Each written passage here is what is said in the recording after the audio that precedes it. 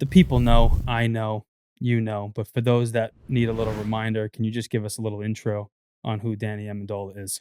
If you can, put like Super Bowl rings in the background while he answers the Um, right. So I'm Danny Amendola, born and raised in the Woodlands, Texas. Uh-huh. Uh, Football and sports has been my life, my entire life. My dad's a football coach. I had an older brother that played football in the Big 12, and he was Mhm. a great player. So I wanted to kind of follow his footsteps. Got a scholarship to Texas Tech. Went out, played for 4 years out there. Wasn't really sure about where I was going to go after college. Mhm. The NFL was a dream of mine, but was really kind of undervalued. 3-star athlete coming out of high school. Was lucky enough to get a scholarship. Thank God, because I was going to go into the military if I Mm. didn't get a scholarship. Oh, wow. So got to live my dream out in college and kind of get a free education, play at a high level in the Big 12, and play against a bunch of great players. But as far as my career step going after college, I didn't really know. I got invited to a camp undrafted. Went to the combine, trained for the combine. Didn't test so well. Didn't run fast or jump high. So didn't really have too many interests from NFL teams coming out of college, but I was lucky enough to get an offer for a undrafted free agent spot in Dallas to go to their camp. It was on Hard Knocks, so it was like a lot of national recognition. Unfortunately, I got cut on national TV, and then put on practice squad my first year. Really kind of a bottom of the barrel type of guy. I had to build up a lot of resiliency. My perspectives had to change a little bit, and I was the lowest guy in the totem pole. I wasn't the guy at all, and trying to hold on to as many opportunities as I could. Uh, I left Dallas, went to Philly for a cup of coffee, cut, put on practice squad again in my second year in the NFL, and I remember I had $10,000 in my bank account. Uh, I spent 4 of it in Vegas. I said, "Screw it, I'm gonna have fun with this and then get a real job." 2 weeks after that, I got picked up in St. Louis, week 2 of 2009, and then, going to the game, I'm the starting punt returner and kick returner. Our starting receiver broke his leg in the first quarter, and then I was inserted into the offense. And then from there on out, I was pretty much a starter rotation guy, where I was getting significant playing time on special teams in St. Louis. Got a contract in New England for. I was in St. Mhm. Louis for 4. Got a contract in New England for 5. Learned a lot in New England. Learned how I'm to be a sure. professional in New England. Yeah. I learned from the best of the best there, best coaches, the best training staff, the best nutritionists, the best players, teammates, strength staff. And I learned how to be a professional there. Learned how to Mhm. take care of my body, and from there, my career kind of took legs of its own. I was able to find a niche in the NFL. I played for a few teams after that. Went to Miami, which was a great time. We weren't very good, but it was a great city. I'm sure. Went to Detroit, learned a lot about gratitude there, Mhm. and ended it in Houston, where I'm from. So it kind Mhm. of came full circle That's awesome. there at the end, and I got to play in front of my hometown, my home friends, my family, my dad, my Mhm. mom could come to a bunch of games, and it was really kind of icing on the cake for me. Sure. So How far after winning the Super Bowl twice, yep. how far into the career did this I know you made a comment one time, kinda like same song, same band, Yep. you know, how how far after those big highlight years did that become kind of like, "Am I gonna do this again this year? Am I not?" Yep. So I've always had, since my 8th, ninth year in the NFL. I was in, New England. I've had a bad knee, and I didn't really know what to do to try to replicate cartilage in my. You can't grow cartilage in your knee. So once it's bone on bone, it's Mhm. really hard to manage. It gets swollen every week. And there's been numerous times where I've walked off the field, and I thought it was my last game that I was ever going to play. Probably Mhm. 3 or 4 times, 3 or 4 seasons, and then I found a bunch of regenerative medicine, stem cells, in which I've, um, you know, put everywhere in my body now, and I'm, a huge advocate for stem cells, and it saved 3 or 4 years of my career, Mhm. whereas I thought I was going to be done. And just learning how to manage my body and manage um, rest and recovery, because your body's gonna take a toll, really, no matter what. Mhm. Um, Is that something the teams offer, the STEM? no, they don't. So you got to kind of have to outsource that. The teams will pay for it, Okay. and if you're a player where you're going to get significant playing Mhm. time, um, you might not do it for a practice squad Okay. player, but if you're really in the mix, then Sure. they'll pay for it. It's about 5-6 grand Okay. a That's something session. that we've talked about with, like, the medical team here at Collective, Yeah, potentially introducing some STEM stuff for, certain case studies. yeah. Where did you go for that? I went, Dr. Borgstein in Boston, actually, at Okay. Mass General. She's great. I'd show up, she'd give me, brownies, cupcakes, and Mhm. cookies, and I'd lay on the table. They'll drill into your hip bone. Mhm. Sometimes you're awake for it, sometimes you're not. Sometimes they give you a little bit of Valium. Yeah.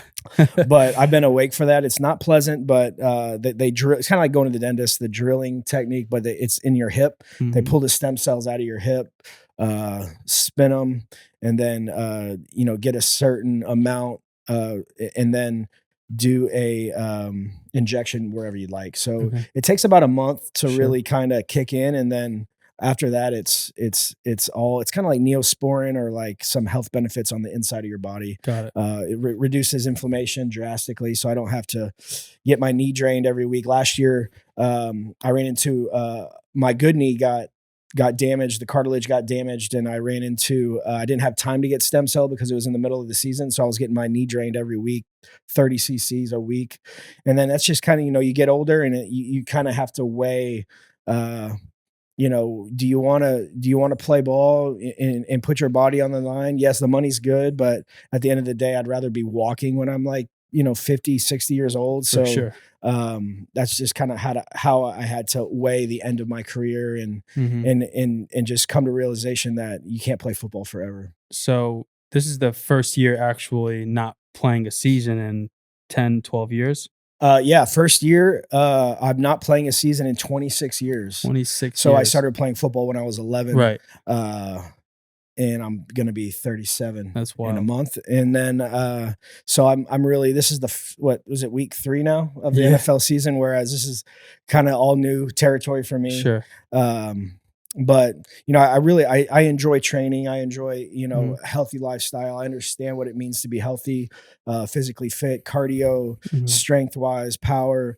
And you and I vibe well, I think, because you understand that you got to push your body harder in practice, harder in training, Mhm. so that the games are easier. And that's Correct. something that I've always believed in. Whereas, Muhammad Ali had a great quote. I hated every minute of training, but I stuck through it so I could live the rest of my day as a champion. For And sure. that's something that, I've really valued, and I can hang my hat up at night Mhm. and be satisfied for how far I've That's come. awesome. There's Yeah. something really special about that suffering that happens, Yeah, dude, we've ran no routes in question. 40s, 100 degrees outside in the Texas heat Yep, and, sometimes in that sauna suit, exactly. but being ready for that moment going out of the tunnel or Yeah, in the ring, you've checked every box, turned every yeah, stone, so I no completely question, get it. no question. I know this, and if you're comfortable talking, you've made some real estate moves, Yep, right, yep. during your career, post, can you talk about, like, what you've been doing? Yeah, Maybe absolutely. touch up on some TV time you've been doing as well? Yeah, for sure, definitely. So, I'm always going to do appearances and stuff like that. That's fun for fans, and be interactive. Where I can fit in. Real estate is something that I got into 3-4 years ago, just kind of on the side, and I got lucky here in Austin's a booming economy, great market for real estate. This city's blowing up. This city, I think, has been the fastest growing city for 3-4 years now Mhm. in the country, where it's just compounding every year. People need places to live. Um, I've got a great partner and an architect, Matt Garcia, who's actually, um, a Texas Tech guy too. So Okay. we share that in common. But he does a bunch of great work here in Austin. We've partnered on a project here we're working on that's going to be finished here in the next 7 months. And then yeah, just trying to absorb as much as I can about Mhm. real estate, about how it works, about building, about development. Sure. And you know, it's something that you can carry with you for the rest of your life. And you know, I really feel like that holds value to your portfolio, and this city's a great place to do it at. So, you know, I'm learning. It's new for me. I'm definitely a rookie in the real estate game, but Mhm. um, you know, I have the good thing is I partner with great people, and they teach me a lot of stuff. Um, in terms of, you know, kind of the appearance stuff, I actually just got back from Jordan. I did this Yeah. I did this special forces training. I'm glad we could talk about this. Yeah, what it is. It's basically a bunch of ex-athletes, um, a bunch of celebrities get together. There was 16 of us total. Go out to Jordan in the middle of the desert. We're basically no cell phones. We're in a tent, and every single day we have rigorous training that these special forces guys that would put themselves through to get ready for you know, a particular mission, or just kind of honing their craft a little bit. It was something that I was really looking forward to get out there and kind of test my body a little bit, see where I can stack up against what these special forces guys can do. And by the way, they're nuts. But it was a great experience, man. We were out there for 10 days in a tent in the middle of the Jordanian desert. Can you talk about any of the exhibitions you've had to go through or not yet? I can't talk about all of it yet. It's coming out.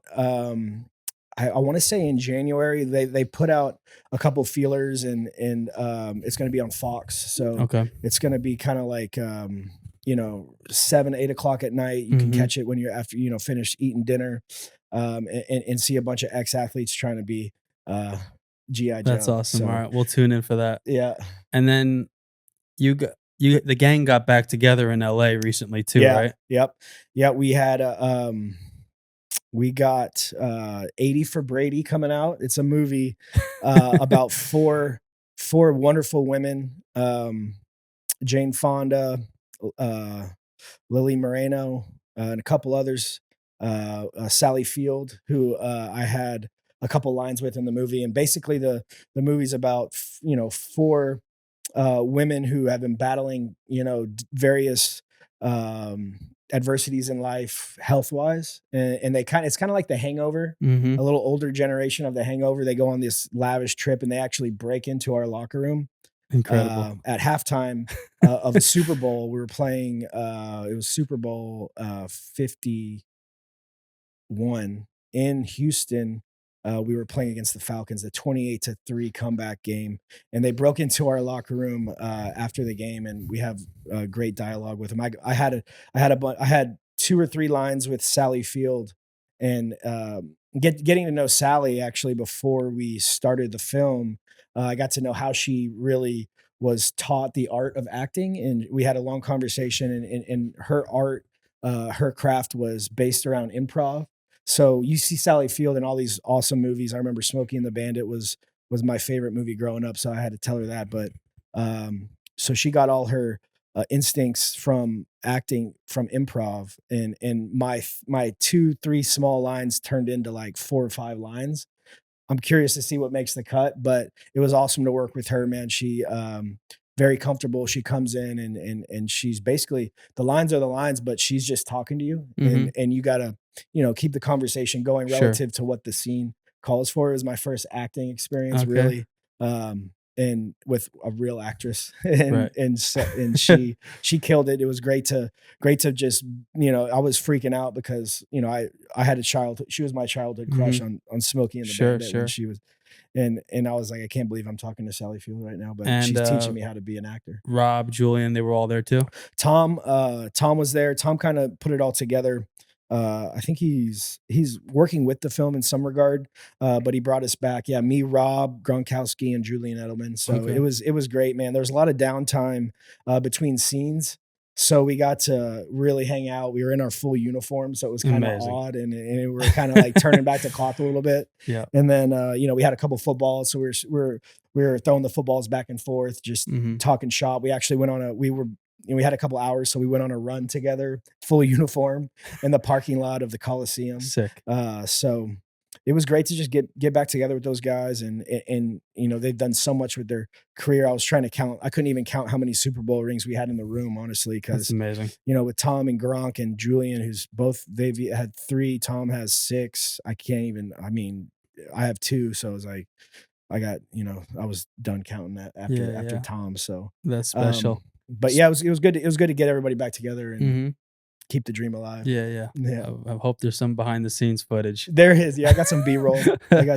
Speaking of acting, please tell me you saw that recent clip with Eli Manning. Oh, when he goes to Penn State? Yeah. Amazing, dude. He's amazing. Unbelievable. I didn't Yeah, realize how I mean, Victor Cruz, a good buddy of mine, told me some stories back in the day playing with him, but he's hysterical. He and Peyton are great. Yeah. I have never met Eli. I've met Peyton a couple times.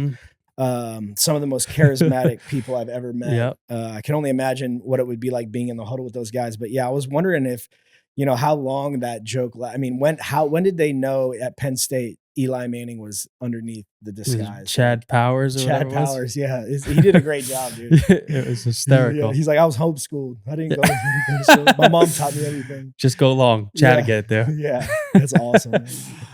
That's fantastic. That was cracking me up. Yeah. So you talked a little bit about your training. I know what you do. How often are you trying to get it in? Yep. So actually, I suffered an injury in doing some special forces training. So I got surgery on my rotator cuff, and then I had an old injury in my shoulder with the bone spur. So they cleaned that up, and I'm really just kind of rehabbing that right now. Yeah. I just was able to run really like I want to a couple weeks ago. Amazing. And then the strength isn't there yet. I'm really kind of limited to lower body right now, and just trying to stay strong, trying to stay fit as much as I can. I've always been a believer in don't let what you can't do limit what you can do. Sure. So, I try to find ways to adapt my training, whatever it may be, dealing with injuries in the past. In football, you have to do that. Otherwise, you're really just going to stay stagnant. And that's not beneficial for business. So can you talk about like your psyche, or just like how you get through those moments? Cause you're a mover, whether it's running, biking, surfing, injuries for guys like us where movement is our freedom. Right. If I couldn't do what I do every day, my movement, my running, whatever it might be, boxing. Yeah. I mean, I'd really have to like do some deep, self-reflecting to kind of get through those moments. No question, man. And it's as simple as sleep for me, honestly. I can't go to bed at night without really exerting myself that day, or getting a run in or a bike or finding something to do outside where it's taxing. Right. So, I don't, a lot of sleepless nights, staying up watching Netflix, wondering why I didn't work out that day is what keeps me going, keeps me motivated. So I'm always going to be active. I'm always going to be doing something, whether it be biking, surfing. I'm trying to get back on the pickleball game. Yeah. I can't wait. Tennis, go run routes for guys. Sure. I'm training a kid today in Dripping Springs, a young receiver that, has hopes to go play at the next level, and just stuff like that really keeps me going and keeps my feet on the ground. Yeah. I tell people when I let them know, like, or if I post, like, we went for a run, like, hey, can you keep up with him? I go, depending on how the weekend he had. Right. Yeah. Yeah. Usually it's if you're hanging out with, I remember one time I had a rough weekend, and it was a 2-3 day long weekend where I had some buddies in town. We hit a Monday run, and I was feeling good for a second. And then it was like, you can't really treat your body like crap and expect good output, really. And I've known that forever, but now the off season comes around, and what did we do? It was 40 down, 40 back, rest the remainder of the minute. We would go, I think that particular day we did 20 60s. We go 8 seconds down, 30 seconds rest, and 60 yards down, 30 seconds rest, and then hit the 60 again after 30 seconds in 8 seconds. So you got to kind of keep the intervals alive. Sure. And I remember, I think 16, 17 came about, and I was sucking wind. Yeah. I was like, all right, holy shit, this might be the first time I got him. Yeah. But Yeah, man. As long as you're kind of constantly evolving, constantly Mhm. moving, um, there's always room for improvement, obviously. So, Mhm. you just got to get out there and do it, man. Right. There's no magic pill you could take. Uh, you got to get out there and put the work Mhm. in, and Mhm. and and you know, depending on the work, you'll get the results. So, For sure. That's what I try to talk to a lot of my clients and peers. You have these people that are dominating their craft, yeah, Fortune 100, 500 companies, yeah, and they did it. They're at the pinnacle, yeah, right? Portfolios, multi-billionaire, yeah, caliber, and it's amazing. However, they just can't stick to a deficit for a few weeks, they right, can't come to the gym. right, They c- so that's something that I really get fired up about because here's this guy that's amazing, yeah, or a woman that has crushed it in their career. And here's an avenue where they're lacking that I yeah, happen to be really good at. yeah, And me teaching them, helping them set up these pillars. I yeah, tell people it's all about momentum, yeah, no just, question. just, just go, just Just show keep up, it up, do it keep it again. going. And then the Yeah. next day, and then the next day. Yeah, the biggest thing I see with guys, and you can kind of attest to this, is they'll get into the weight room for 3-4 days, they'll get sore, Hmm. and then they'll shut it down, Yeah. and they'll be, I mean, you have to work through the Yeah. pain, work through the soreness, Hmm. and get to the other side of the For hill, sure. and then you're stacking up, Hmm. you're stacking up Right. weights, your times are getting better, it's easier, Hmm. you're actually growing there. What it goes to like the notion of overtraining Yeah, too, right? yeah, I tell clients, right, sessions are about an hour, 50 minutes to an hour, yeah, right? And people are paying a lot of money. So, like, I get it. yeah, Once in a while, the session might be 48 minutes, yeah, 50 minutes, and then they'll kind of be out of breath, exhausted with, oh, yeah, 10 minutes left. And yeah, I'm like, dude, you're done. I'm seeing yeah, you tomorrow. yeah, yeah, For example, uh, we're shooting 3 podcasts today. I had 45 minutes. I did 1,000 meter sprints, yep, a bunch of deadlifts, some hang cleans, some broad jumps, yep, cold plunge, 35 minutes. yep, I'm done. yep, If you're being efficient with your time, yep. you don't need to be in the gym for an hour and 90 minutes Exactly. because you've put in the ample amount of work. And now, Exactly. okay, it's done. Go about your And day. you'll probably get something before the day's end Potentially, too. yeah. Yeah, probably Potentially. something. So, completely agree. And that's something that is big for me with this podcast too, is just correlating. Okay, you're at the top 1% of your craft Right. and in the world in terms of, your financial situation. Now let's get you in 10% body fat. You know Right. what I Yeah, mean? exactly. So, And I've kinda even to take that even further, I would even, go ahead and say when you're pushing yourself and when you're on your 8th, ninth 100 yards sprint mhm, and you're you have your Fortune 500 company and you're not really in tune with your body mhm, as much as you push your body through the pain and you don't want to do it, but you do it anyway, your mhm, mind, for me, definitely expands. big time. And at the same time, I see benefits off the field from being uncomfortable on the field. For So sure. it'll make me take a call that I don't necessarily want to take, or it'll help me persevere through being tired in the morning and I have a Mhm, meeting for real estate or right. stuff like that. I mean, the activity, pushing your mind through the pain and activity will exponentially help you off the field as well Mhm, too. That's what I've come to terms with, and that's another reason why I feel I value training at yeah. a high level. That's awesome, man. Yeah, I Yeah, tell people this is your life. This is a part of your yeah, lifestyle. yeah, You don't need to yeah. post every time you work out and tell your friends, "Yeah, I worked out today," I know. Yeah, Just do it. This is just do it. like Yeah, drinking water for me, you know what I exactly, mean? exactly. Um, if you don't mind sharing, we're involved, uh, once in a while, I'll do some angel investments or try to get involved and help with some sweat equity or connecting the dots for people. I know we both share one company, Ladder. Yep. Are there others that you feel comfortable sharing? Yeah. So Ladder's really the only app or workout app that I'm involved with Okay. now. Um, Anything outside of that? Outside of that, not really. Just the real Yeah, estate thing? just real estate, heavily into stocks That's awesome. and bonds. And I have a great financial advisor I've been working with for um 10, 12 years Mhm. now. So I didn't know that my road was going to be so long in the NFL. Thank Mhm. God it was, because it's giving me a great position to make smart investments. Mhm. And I'm constantly looking, constantly, evaluating and analyzing Sure. um, opportunities. And um, I haven't really jumped on it like I want. I want to give real estate a real chance. Yeah. Which, the thing about real estate, it takes time. It takes 2 years Mhm. to knock something down, put it back up, and Right. see a return from it. It's a long time. Mhm. I'm trying to accumulate more land, more property, more development opportunities. Yeah, that's exciting because you hear the stories. We've all heard the stories with, especially with athletes. Yeah, They're getting used to maybe 200 grand checks every week, every yeah, 2 weeks, yeah, and the next thing you know, those yeah, aren't coming in yeah. anymore. Man, I have this conversation with a lot of young guys that come in the league.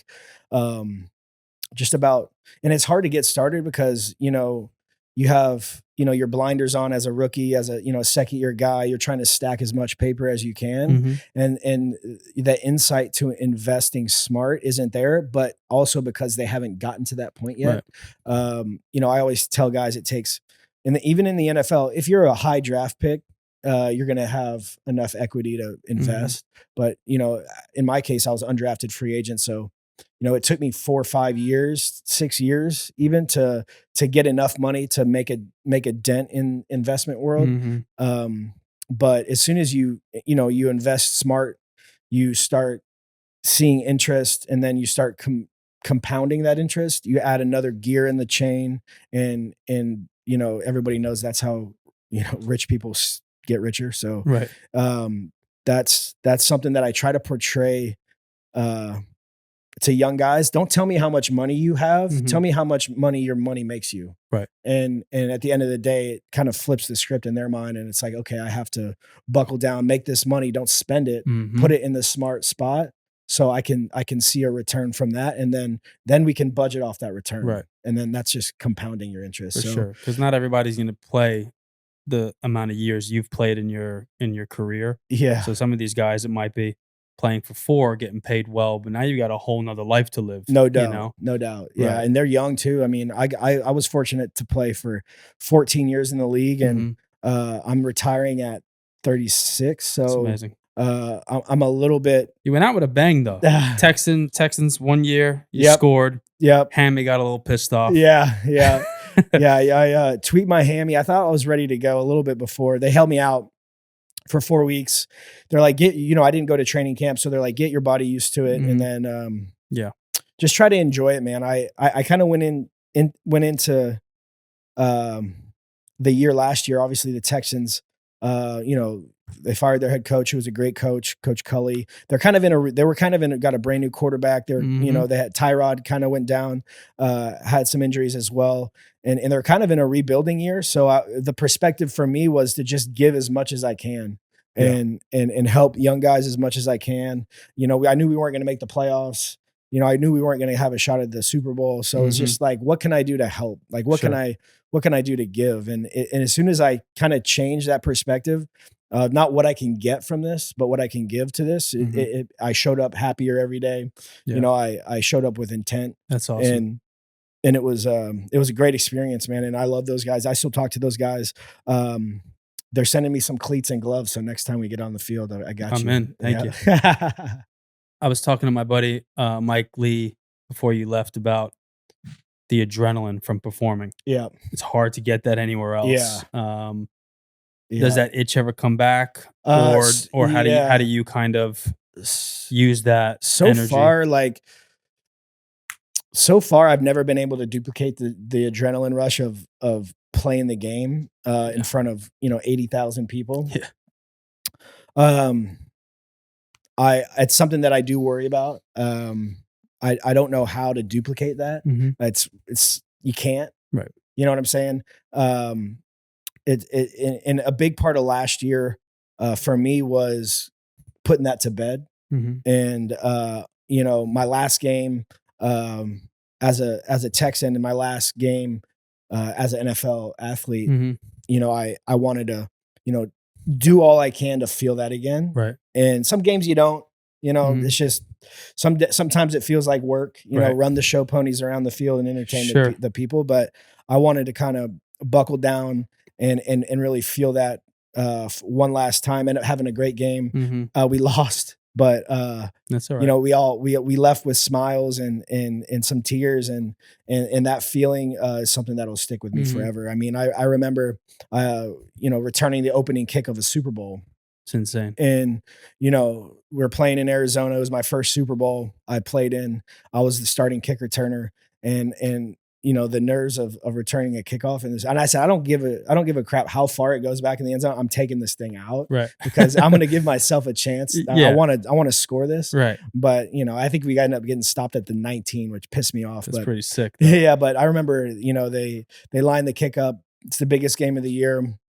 It was the most, in hindsight, I figured out it was the most watched sporting event to date. It still might be, I'm not Wow. sure, but just to receive that kickoff and watch the flashes go Mhm. off around the stadium, I was like, I wanted to see it and Yeah, feel it, and it's just bulbs because right. everybody gets that And first it happens kickoff, fast, man. and you catch it and you run, and then you get hit, and then the nerves kind of subside a little bit, and then you start getting into game mode. Mhm. And but yeah, man, that adrenaline, that fire that burns inside you on Sunday is something that you can't really duplicate. Right. But I'm a competitive guy by nature. I'm gonna try to find some avenue. I've been watching pickleball on ESPN, Oh, yeah. so I know, It's big out here, man. dude, The it's founder of the Major League Pickleball League is here. is he? There's a Yeah, lot of tournaments going on soon, yeah, and they developed an app called Duper. yeah, So you play with your friends, you play in local tournaments, and then you eventually get average a certain rating, and yeah, then you're eligible to play in these teams. yeah. Oh, Um, that's cool. I don't know if you just saw KD Kevin Durant was in town. Yeah, dude, I He saw was that playing, online. Yeah. so that was Oh, really that's cool. awesome, man. That's something that I wanna get into, once I get the shoulder right. Mhm.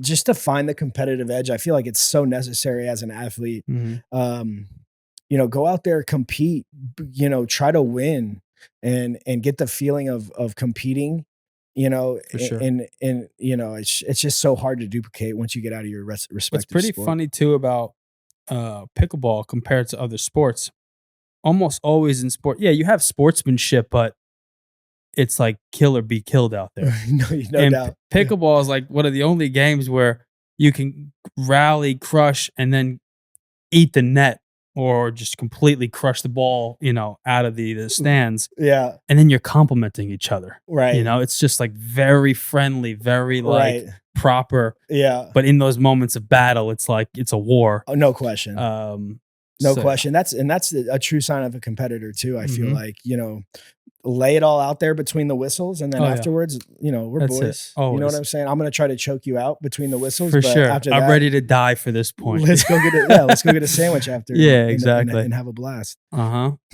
When do you think you're gonna be able to play? I got like 1 month left. Okay. I'm getting stronger. It's my second week of actual rehab. I had to lay off of it for a month, Mhm. 5 weeks, Well, and you were then just in Europe as yep, well, right? just got back from Europe.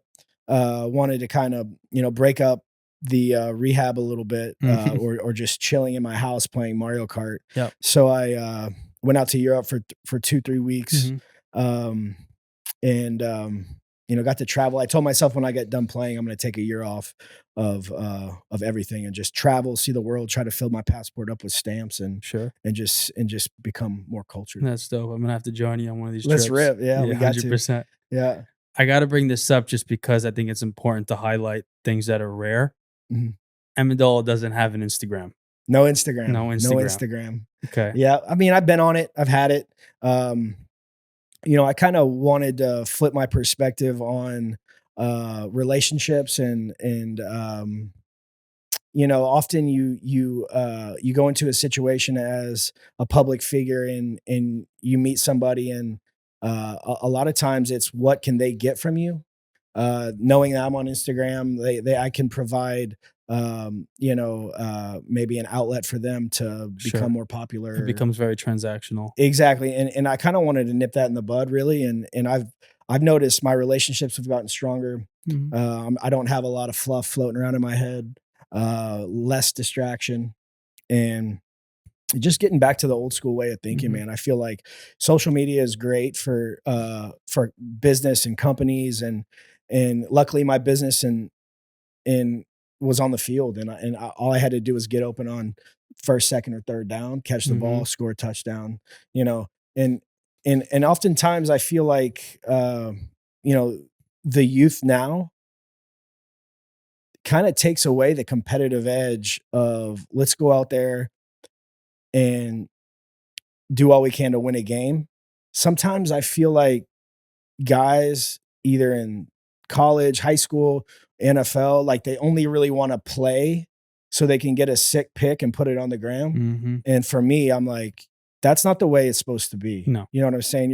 And if you know that I'm not here, if you know, if you're my teammate, like last year, I got off social media and coming to work each day, guys knew that. And I had a great following, you know what I'm saying? But you know, I stomped that out, and guys look at me now, they're like, "Okay, he's not in it to get famous. For sure. He's in it to win." And that's just personal preference for Mhm. me. I understand you know, Instagram and social media can make you money, and it's made me a lot of money, and you know, you have to be willing to put yourself out there Mhm. to do that. It's certainly a tool if Definitely. used correctly. Definitely, definitely, and you know, it's a great way to keep up with friends sometimes too. Mhm. Really, what I've noticed, you know, is a lot less DMs and a lot more text messages Yeah. and a lot more of a personal Mhm. relationship. Whereas it's easy just to comment on a picture and say, Sure. "Okay, that's my boy," Right. but at the same time, it's, "Hey, how are you doing, Right. man? Like, how's life? Mhm. How's your family? How's your career? How are you feeling? You Right. know, are you healthy? Are you happy?" And Mhm. those relationships, my relationships really have kind of been amplified, and I feel like they hold more value than Mhm. kind of the surface level stuff you see online. Yeah, that's awesome, man. I think that resonates really well, and you said, like, something like fluff, you know, I've been a victim of it. You're scrolling endlessly, and you Right, just, like, it's either gratifications or trying to connect with people, right, um and then I was just talking about this before, you know, it's kind of taking a turn here in the conversation, but suicide for men right right. now are very, very high, not just athletes. Yeah, And a lot of that, I think, is because once you're done scrolling and if you're alone, all those voices in the head get loud, like yeah, that engagement with something that's right in front of you in your screen, okay, shuts off. Now what do you do? yeah. People don't remember how to handle that stillness, the quiet, Exactly, yep. or have those conversations with themselves. Like every now and then I knock on that dark, that quiet room in my head and just see what's going on. You got to ask questions, and No I think question. a lot of people are scared to do that. Yeah. Hence why, you know, things like mental health is, a very big topic right now. Yeah, no question, man. I and to just to eliminate, I think, the validation that you think you may need Mhm. from certain amount of likes that you think you should get from people that you don't even know, Mhm. or, you know, you read a comment, say you played a bad game and you read a Mhm. comment, a DM from a Jets fan Yeah. or something, like, usually in the olden days, you know, you had if you wanted to talk crap to me Mhm. at an away game, you had to buy a ticket to the game, you had to spend your hard-earned money Right. and go to the game, sit close enough Mhm. to the bench so you could talk crazy Right. and I could hear you, and, I would either get a chuckle out of it, turn around, say something, or but Yeah. you paid your hard-earned money to get into the game. Right. Thank you for coming to the game. For sure. Thank you for talking crap to me. Thank you for Mhm. raising my level of play. Right. And that's fine. That's For business. sure. And But it's a when part you're of the out sport. exactly, but when you're out and you're sitting in your room and you're by yourself and you're scrolling and you're reading all these comments that you're so accessible to, you're Mhm. making yourself accessible. Yeah. You're letting these people talk Right. Now it crazy, becomes then like now it starts to feel like you're getting attacked. Yeah. exactly. And you know, some people deal with it well. I kind of brush it under the rug, but there are definitely certain times where, you know, somebody says one thing and it kind of eats you. Mhm. You know what I'm saying? And that's happened to everybody. Yeah. But at the same time, why do we make ourselves so accessible to being ridiculed and For sure. vice versa? I mean, Yeah, I think that's, it's it's human error, right? yeah. We're all human. We all Yeah. have our insecurities and things we handle really well and things we don't. Yeah. That's kind of like why I love, collective this place is like church for a lot of people, No you know? question. Church, rehab, therapy, Yeah. everything, bro. Yeah. So it's so important, Yeah. athlete or not, CEO or not, to come in here and feel like you have a community behind you. Yeah. If you just push the 500-pound sled across the room and you're on your hands and knees at the end, but Yeah. then all of a sudden a coach or another member is giving you a high five at the end, Yeah. like that, those are little wins that add up in Oh, a very big 100%. way. 100%. That's what that having that atmosphere in that locker room and Hmm. in transitioning that to collective and Hmm. to the gym space is something that you can't replace, bro. And thankfully you guys are here to offer that to Hmm. people. And I think guys that maybe ex-athletes and maybe CEOs and guys that come in here and they acknowledge that are the ones that are going to show up the next day. Yeah, for sure. You've been a part of, I mean, world renowned facilities, Yep. in your career, and then just um, gyms in LA and different things. Like, Yep.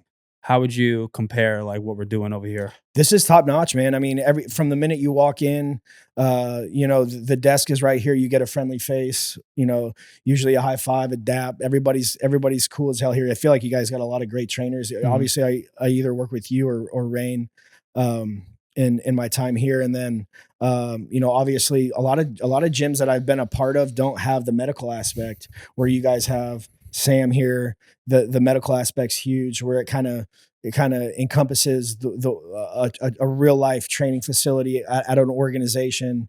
And you got, I like how you guys anteed up and put the swag store in the front too, Yeah. because you could go in, have a great time, get a great workout, get in the sauna, get in the steam room, get in the cold plunge, get some treatment, leave in an hour and a half, 2 hours, and then get a sick fit on the way Yeah, out too. exactly. So Yeah, that's it's a that's good pretty little solid, setup. man. Yeah. Yeah, we love that we kind of just like are able to bring everybody together. And I just love the fact that you two members can come in.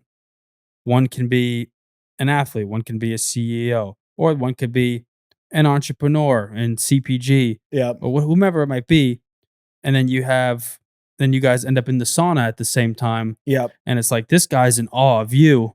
Yeah. This is just, white collar person, massive hedge fund, let's say. Yep. And then you're in there, Super Bowl winner. Yep. He's in awe of you. But at the same time, it's like, no, my man. I'm going to learn from you here. You know what I mean? Exactly. I'll tell you some cool Oh, that's stories and huge. all that shit, but And I'm here to learn. You can actually teach me a lot. and that's what collective is all about, man. It's a Yeah. collection of people from all different various aspects of life that could work with each other, Mhm. potentially work in the same field, partner and do some of the same stuff. A lot of real estate guys here, Mhm. a lot of entrepreneurs here, guys that are making investments and a really kind of everybody's in the same playing field, Yep. different aspects, different positions on the field, but same field, which everybody can vibe well with. Yeah, exactly. Yeah. All right, my man. Well, I think we covered a lot. Sweet, dude. Anything you want to leave with the people? Nah, man, I'm about to go get my rehab, about to, keep this train moving, man. Mm-hmm. Can find another thing I could get better at Yeah. and go from there. Let's grub soon at Lou's. Shout out to Lou's. Shout out Luz. Yeah, the Appreciate it. rotisserie chicken at The Lou's here in potatoes. Austin. The sauces, It's the best. the watermelon feta. Let's go. All right, brother. Appreciate you. Appreciate you, bro.